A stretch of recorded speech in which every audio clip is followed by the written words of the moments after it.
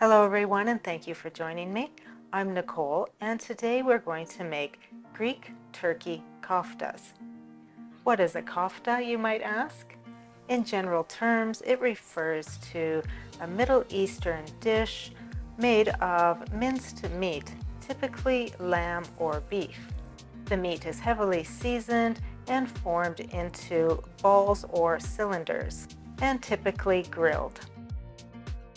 Our Greek version today is flavored with oregano, garlic, and feta. You'll want to start by soaking wooden skewers for at least 30 minutes. Next, we'll mix up the koftas.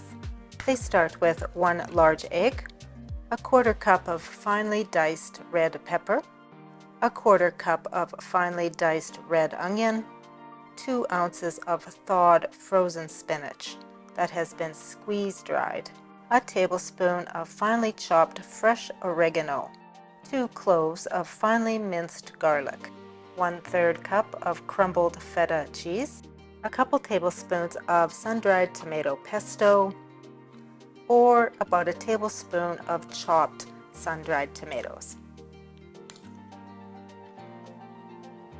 A generous grind of fresh black pepper, and 3/4 of a teaspoon of kosher salt, and give it all a good mix.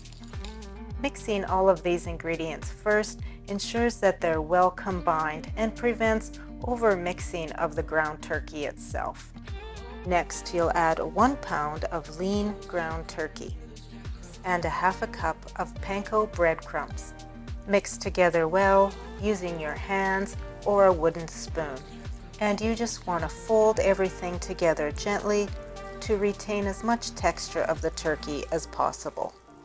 Now we'll pop our mixture in the fridge for about 30 minutes while we preheat our grill.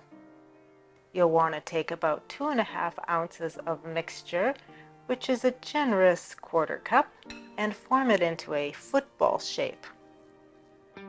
From there, put it on a skewer and press out until it is elongated and even on all sides.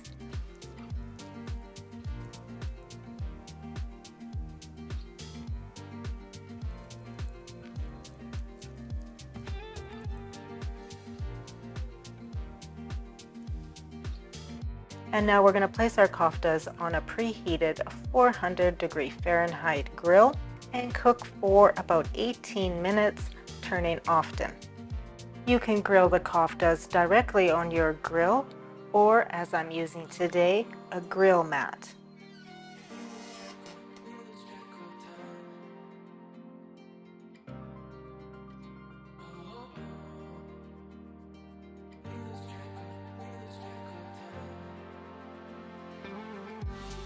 Serve your koftas with your favorite tzatziki sauce.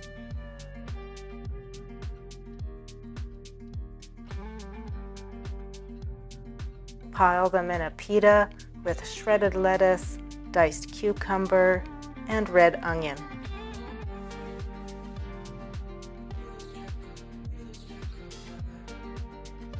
Or serve over rice. Thank you for watching today. Don't forget to subscribe so you never miss a great recipe. Or you can visit me at my website at compelledtocook.com. We'll see you again.